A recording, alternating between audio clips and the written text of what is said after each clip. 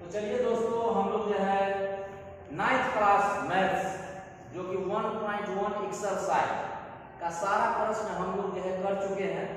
और आज जो है हम लोग देखेंगे 1.2 एक्सरसाइज का सारा प्रश्न को हम एक लाइन बाय लाइन करके हम बतलाएंगे, एक एक क्वेश्चन करके सॉल्व करेंगे और कारण के साथ जो है उसको हम जानेंगे।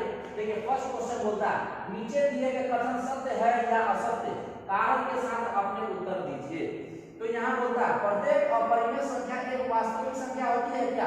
तो बिल्कुल एक अपरिमेय संख्या एक वास्तविक संख्या होती है, क्योंकि हमने बताया था आपको कि कोई भी जो है परिमेय संख्या हो या अपरिमेय संख्या हो वो निश्चित रूप से क्या होता है, एक वास्तविक संख्या होता है, रियल नंबर होता है। जैसे देखिए वास्तविक अपरिमेय संख्या का जो रूट होता है, फॉर्मेट होता है, वो कैसा होता है, रूट अंडर 2 होगा, रूट अंडर 3 होगा, रूट अंडर 5 होगा, मतलब वैसा नंबर जिसका स्क्वायर रूट कभी निकलेगा नहीं, वो संख्या अपरिमेय संख्या होता है। और अपरिमेय संख्या क्या होता है, एक वास्तविक संख्या होता है। या पॉइंट में रहेगा इस तरह से 1.2 3 4 5 7 मतलब जो है सिस्टमैटिक तरीके से जो है ना आगे की ओर नहीं भागेगा, यानी कि जो है ना अनंत तक तो जो है जाएगा लेकिन सिस्टमैटिक तरीके से नहीं जाएगा, यानी कि कोई नंबर रिपीट नहीं करेगा। तो ये भी जो है संख्या आपका क्या हो गया, अपरिमेय संख्या हो गई। तो ये अपरिमेय संख्या क्या है, एक वास्तविक संख्या है। तो चलिए पहला क्वेश्चन जो है हमारा कंप्लीट हो गया। दूसरा क्वेश्चन को देखिए, हम लोग जो है देखते हैं दूसरा क्वेश्चन को। संख्या रेखा का प्रत्येक बिंदु रूट अंडर m के रूप का होता है जहां m एक प्राकृतिक संख्या है। तो देखिए संख्या रेखा का प्रत्येक बिंदु जो है रूट अंडर m के रूप का होता है जहां m एक क्या है, प्राकृतिक संख्या है। तो यहाँ पर जो है आपका क्या होगा, यहाँ पर जो है इसको यहाँ पर जो है इसको। तो देखिए दोस्तों आज हम लोग जो है पहला क्वेश्चन हो गया, दूसरा क्वेश्चन हम लोग जो है सोल्व करते हैं। देखिए संख्या रेखा का प्रत्येक बिंदु रूट अंडर m के रूप का होता है जहां m एक प्राकृतिक संख्या है। ये बिल्कुल असत्य है, नहीं होगा। संख्या रेखा का प्रत्येक बिंदु जो रूट अंडर m के रूप का नहीं होगा, क्योंकि देखिए ये संख्या रेखा है, आपको जो है दिखाते हैं कि यहाँ पर देखिए ये संख्या रेखा पर जो है 0 के दाएं साइड में सब पॉजिटिव नंबर होता है। क्या होता है, पॉजिटिव नंबर होता है। और 0 के बाएं साइड में सब क्या होता है, नेगेटिव नंबर होता है। तो नेगेटिव नंबर का जो है स्क्वायर रूट कभी निकल ही नहीं सकता, वो रूट में रहेगा तो वो काल्पनिक संख्या बन जाएगा, जो कि हमारा जो है ना वास्तविक संख्या नहीं है। तो अतः हम यहाँ बोल सकते हैं संख्या रेखा का प्रत्येक बिंदु रूट अंडर m के रूप का होता है, जो बिल्कुल गलत है, नहीं होता है जहाँ m एक क्या है, प्राकृतिक संख्या है। क्योंकि जो है ना रूट अंडर -1 रूट अंडर -2 -3 ले लेंगे तो ये सब जो है ना ये भी सब संख्या जो है हमारा संख्या रेखा पर आता है, लेकिन रूट के रूप में रूट अंडर m के रूप में नहीं लिखा जा सकता। ओके, तो ये हो गया हमारा दूसरा क्वेश्चन का सॉल्यूशन। तीसरा क्वेश्चन देखिए प्रत्येक वास्तविक संख्या एक अपरिमेय संख्या होती है। ये भी गलत है, ये भी क्या है आपका गलत है, असत्य है। क्यों क्यों देखिए क्यों, प्रत्येक वास्तविक संख्या एक अपरिमेय संख्या होती है, तो ये जो है आपका बिल्कुल गलत है। क्योंकि ये देखिए 2 जो है आपका क्या है, परिमेय संख्या है। 2 क्या है, आपका परिमेय संख्या है, और इस परिमेय संख्या को जो है हम अपरिमेय संख्या बोल नहीं सकते हैं। तो ये जो है आपका क्या हो जाएगा, प्रत्येक वास्तविक संख्या एक अपरिमेय संख्या होती है, बिल्कुल नहीं होती है। क्योंकि ये जो है देखिए ये परिमेय संख्या है और वास्तविक संख्या भी है, लेकिन ये जो है एक अपरिमेय संख्या नहीं है। 2 हो गया, अगर 3 ले लेते हैं या 5 ले लेते हैं या 7 ले लेते हैं, तो इस तरह से हम बोल सकते हैं वास्तविक संख्या तो है लेकिन वो परिमेय संख्या, वो हमारा अपरिमेय संख्या नहीं दे रहा। तो इसलिए ये कहना बिल्कुल गलत होगा कि प्रत्येक वास्तविक संख्या एक अपरिमेय संख्या होगा, असत्य है। ओके, अब देखिए अगला क्वेश्चन हम सॉल्व करते हैं। नेक्स्ट क्वेश्चन जो है, तो चलिए आज जो है हम लोग जो है 1 क्वेश्चन का सारा क्वेश्चन सॉल्व कर चुके हैं। 1 का 1 2 3 सब कर चुके हैं। अब जो है क्वेश्चन नंबर 2 देखते हैं। अब क्वेश्चन नंबर 2 में क्या है, क्या सभी धनात्मक पूर्णांकों के वर्गमूल अपरिमेय होते हैं? यदि नहीं तो एक ऐसी संख्या के वर्गमूल का उदाहरण दीजिए जो एक परिमेय संख्या है। तो देखिए ये जो है कहना बिल्कुल गलत होगा, क्या सभी धनात्मक पूर्णांकों के वर्गमूल अपरिमेय होते हैं? तो देखिए एक संख्या रेखा लेते हैं, इस संख्या रेखा से हम समझाते हैं। देखिए ये आपका 0 हो गया, 0 के दाएं साइड में जितना भी नंबर होगा सब के सब पॉजिटिव नंबर होता है, सब के सब क्या होगा, पॉजिटिव नंबर होगा। या 0 के बाएं साइड में सब नेगेटिव नंबर होता है, -4। अब देखिए ये सब जो है 0 के दाएं साइड में धनात्मक पूर्णांक संख्या या इसका अगर हम वर्गमूल निकालेंगे तो सब का जो है ना क्या होता है, सभी धनात्मक पूर्णांकों के वर्गमूल अपरिमेय होते हैं? बिल्कुल अपरिमेय नहीं होगा, क्योंकि जो है देखिए 2 का जो अपरिमेय होगा, 3 का अपरिमेय होगा, लेकिन 4 का वर्गमूल अपरिमेय नहीं होगा।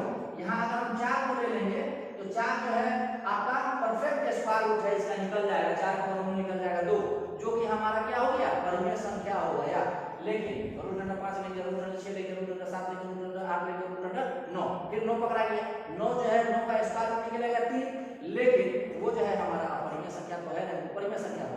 तो ये कहना बिल्कुल गलत होगा कि सभी धनात्मक पूर्णांकों का वर्गमूल एक अपरिमेय संख्या होगा, ये कहना बिल्कुल गलत होगा। अतः ये गलत है। और हम एक एग्जांपल भी लेके बता दिए कि रूट अंडर 4 को अगर हम लेंगे तो रूट अंडर 4 का वर्गमूल कितना हो जाएगा, 2 हो जाएगा, जो कि एक परिमेय संख्या है ना। रूट अंडर हम 9 भी ले सकते हैं, रूट अंडर 16 भी ले सकते हैं, रूट अंडर 25 भी ले सकते हैं, रूट अंडर 36 भी ले सकते हैं। इस तरह से जो है ना संख्या लेकर बहुत सारा अनंत इनफाइनाइट नंबर है, बहुत सारा नंबर का जो है हम लेंगे जो कि धनात्मक पूर्णांक संख्या उसका वर्गमूल परफेक्ट इंटीजर नंबर में निकलेगा, जो परिमेय संख्या होगा, है ना। और वही और ऐसे भी संख्या है जिसका वर्गमूल नहीं निकलेगा तो अपरिमेय संख्या होगा। लेकिन ये कह रहा है क्या, सभी धनात्मक पूर्णांकों का वर्गमूल क्या होगा, एक अपरिमेय संख्या होगा। अतः यह कहना बिल्कुल गलत है।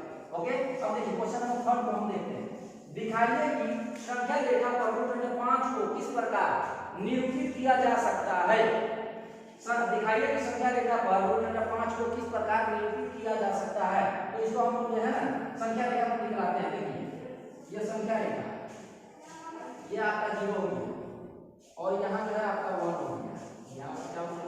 अब देखिए हम जो है यहाँ जो है हम लेते हैं 1 से लेते हैं, 1 यूनिट लेते हैं, यहाँ से यहाँ तक हम क्या लेंगे 1 यूनिट लेंगे। और उसके बाद देखिए उसके बाद इसको हम 1 यूनिट यहाँ से लेंगे, मान लीजिए 1 यूनिट यहाँ से लेंगे। तो देखिए पाइथागोरस थ्योरम से क्या होगा, यहाँ से यहाँ मिला देंगे तो ये आपका ये मेरा क्या हो जाएगा, समकोण त्रिभुज बन जाएगा। ये हमारा क्या बन जाएगा, ये आपका समकोण त्रिभुज बन जाएगा, जो कि समकोण त्रिभुज में इसका नाम दे देते हैं, ये हो गया A, ये हो गया B। तो समकोण त्रिभुज क्या होगा, यहाँ जो समकोण त्रिभुज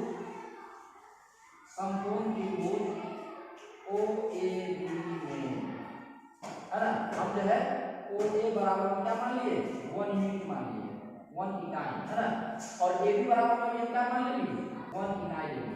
क्योंकि इस तरह के क्वेश्चन को हम लोग है ना संख्या रेखा पर ऐसा ही दर्शाते हैं, दोनों तरफ जो है ना ये आधार को और लंब दोनों को 1 यूनिट मान लीजिए। अब जो है पाइथागोरस थ्योरम से क्या होता है, पाइथागोरस थ्योरम से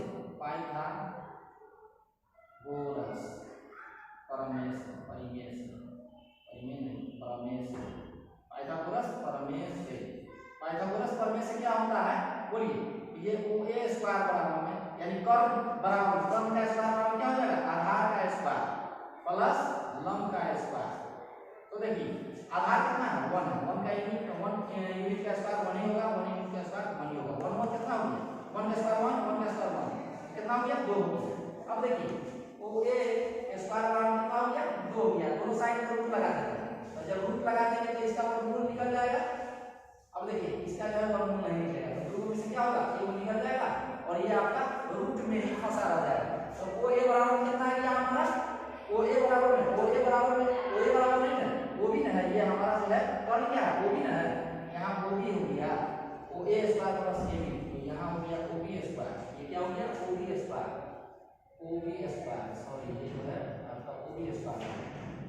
तो OB बराबर कितना है हमारा रूट अंडर 2 आ गया। अब देखिए रूट अंडर 2 आ गया, फिर जो है हम इसको ऐसे लेंगे 1 यूनिट फिर से मानेंगे और फिर जो है इसको हम ऐसे यहाँ से लेके इसको सटा देंगे। तो यहाँ से जैसे हम इसको लेकर सटा देंगे तो यहाँ क्या बनेगा हमारा 90 डिग्री बनेगा, यानी कि 90 डिग्री को उसको झुका देना, फिर है ना। और हमको जो है फिर पाइथागोरस थ्योरम से क्या लाना है, पाइथागोरस थ्योरम से फिर हमको कर्ण लाना है। तो देखिए B है इसको मान लेते हैं C, फिर पाइथागोरस थ्योरम से देखिए फिर पाइथागोरस प्रमेय से ये फॉर्मूला है कि कर्ण स्क्वायर बराबर लंब स्क्वायर प्लस आधार स्क्वायर होता है। तो देखिए पाइथागोरस थ्योरम से क्या होता है, पाइथागोरस थ्योरम यही होता है कि कर्ण स्क्वायर बराबर लंब स्क्वायर प्लस आधार स्क्वायर होता है ना। अब देखिए यहाँ जो है हम क्या निकालेंगे OC निकालेंगे, तो OC स्क्वायर बराबर क्या हो जाएगा BC का स्क्वायर प्लस क्या हो गया OB का स्क्वायर। अब देखिए BC कितना है हमारा, BC मेरा 1 है और OB कितना है, OB मेरा रूट अंडर 2 आया है ना। तो रूट अंडर 2 का स्क्वायर। अब देखिए 1 का स्क्वायर 1 होगा, रूट 2 का स्क्वायर 2 होगा, 2 1 3 हो गया। तो देखिए कोसी स्क्वायर बराबर 3 हो गया, रूट लगा देते हैं। जब दोनों साइड में रूट लगा देंगे तो क्या होगा, दोनों में से एक निकल जाएगा, तो उसका रूट अंडर 3 हो गया। तो मेरा कोसी बराबर कितना आ गया, फिर रूट अंडर 3 आ गया। फिर हम यहां से एक यूनिट यहां ले है ना, जब तक मतलब जो है इसको प्रूव करके ला नहीं देंगे तब तक जो है ना हम उसको एक यूनिट मान कर लेते रहेंगे। तो यहाँ एक यूनिट ले लेंगे, फिर यहाँ से इसको हम जो है कर्व गिरा लेंगे। ओके, अब देखिए उसके बाद फिर इसको हम लाने की कोशिश करेंगे, इसको हम लोग जो है ना लाने की कोशिश करेंगे। देखिए इसको हम 1 यूनिट मानेंगे, ये ओसी है, इसको हम जी मान लेते हैं। फिर अब हम जो है ना इसका ये ओडी कर्व निकालेंगे। तो देखिए यहाँ तक ओसी निकल के आएगा, ओसी कितना निकला, रूट अंडर 3 निकला। अब ये वाला निकाल कर देखते हैं क्या आएगा। तो देखिए ओडी बराबर यहाँ निकालेंगे, ओडी पाइथागोरस थ्योरम से, फिर पाइथागोरस थ्योरम से निकालेंगे ओडी स्क्वायर बराबर क्या हो जाएगा, सीडी स्क्वायर। क्या हो जाएगा, सीडी स्क्वायर